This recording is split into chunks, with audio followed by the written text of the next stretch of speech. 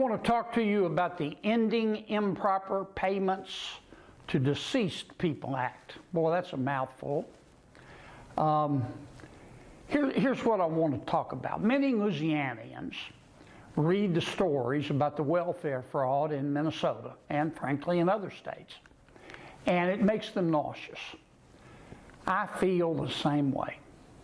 That's why I have been working for years, literally years, to target welfare fraud, especially the fraudsters who conduct fraud in the name of deceased Americans. In 2023 alone, for example, the federal government sent $1.3 billion, not million, billion. The federal government sent $1.3 billion to dead people.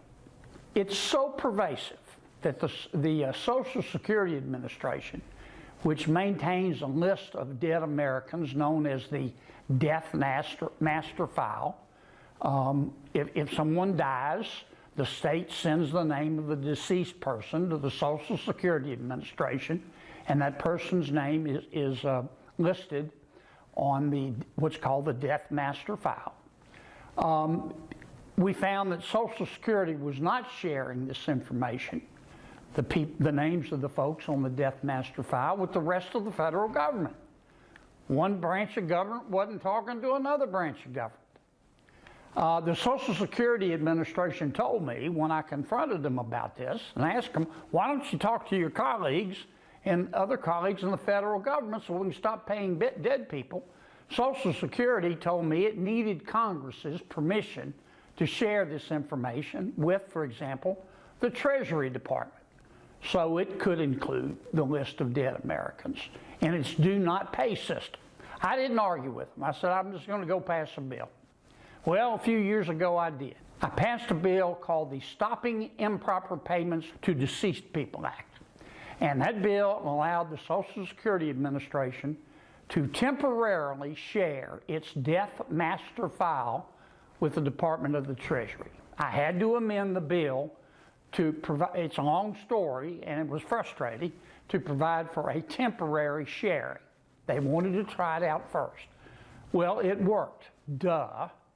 Since December of 2023, this bill has saved the federal government at least $330 million in improper payments. We're no longer paying dead people and having their friends or relatives or whomever cash the checks. It was obvious that Congress needed to make this data sharing arrangement permanent. So I had to introduce, and was happy to do it, I introduced a second bill to do just that.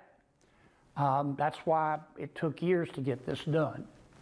This week, I'm pleased to say the House passed my bill, the Ending Improper Payments to Deceased People Act.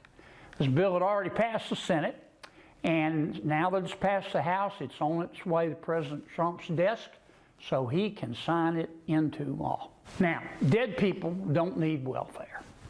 I think that's obvious. But I'm not going to stop with just this bill. I'm going to continue to urge my colleagues in the Senate, my friends in the House, to pass another reconciliation bill, which we can do without Democratic votes, just like we did the one big beautiful bill, to include the subject of welfare fraud. Welfare fraud. It's inexcusable, it's unconscionable. These are taxpayer dollars. And I'm not going to stop till we get it done.